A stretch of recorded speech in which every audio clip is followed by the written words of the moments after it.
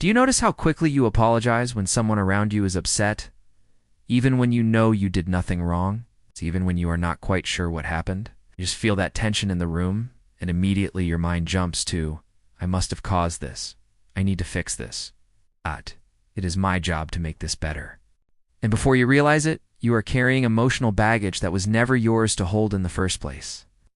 Today, we are going to talk about why so many caring people feel utterly responsible for other people's feelings. Most importantly, how to finally let that crushing weight go and find some peace. Most people do not naturally believe they are responsible for every person's emotions they encounter. They learn this pattern, and it almost always starts in childhood.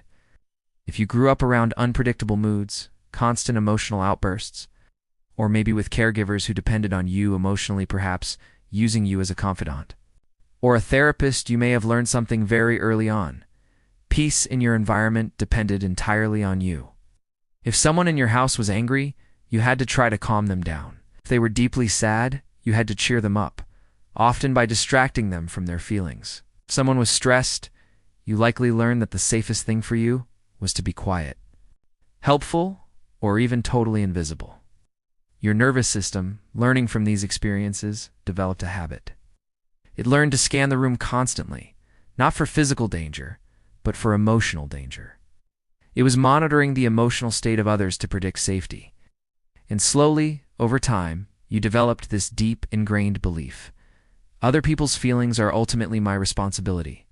As an adult, this early pattern often shows up as extreme emotional hyperawareness. You notice every tiny shift in tone, every subtle pause in conversation, every slight change in someone's facial expression. You constantly replay interactions in your head, obsessively wondering if you might have said something wrong, or if you somehow unintentionally caused offense. And here's the kicker. When someone near you is upset, if it is crystal clear that it has absolutely nothing to do with you, your body reacts like it is a sudden, life-threatening emergency.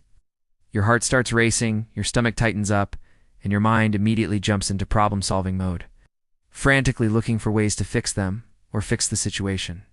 This is not just healthy empathy, though it can look like it on the surface. This is a trauma-based survival skill. Your nervous system learned years ago that keeping other people emotionally stable was the key to your own survival and safety.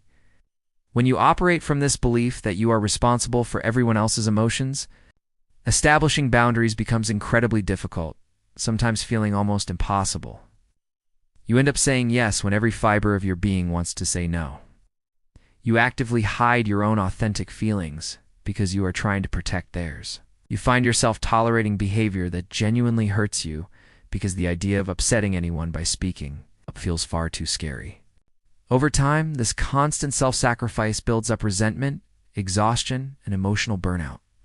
It creates a quiet, lingering sense that your needs just do not matter as much as anyone else's.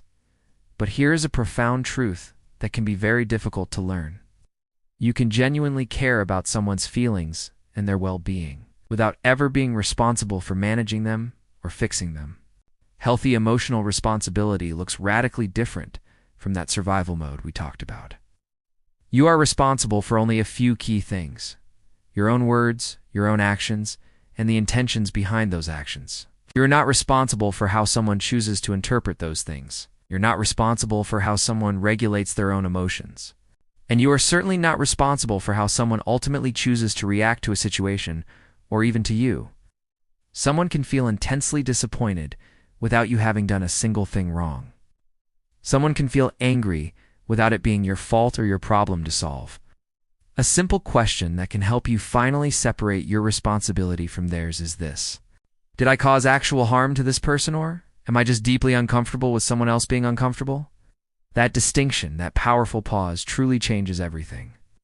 Letting go of the burden of carrying other people's emotions is not about becoming cold or uncaring. It is about becoming free to be yourself. You were never meant to manage everyone else's complex inner world. You were meant to live fully and openly in your own. If this video helped you understand yourself or your deeply ingrained patterns just a little more clearly, please consider subscribing to Human Explained. We explore the deep-seated psychology behind the patterns you learned simply to survive. You are allowed to put the weight down. You're allowed to choose yourself.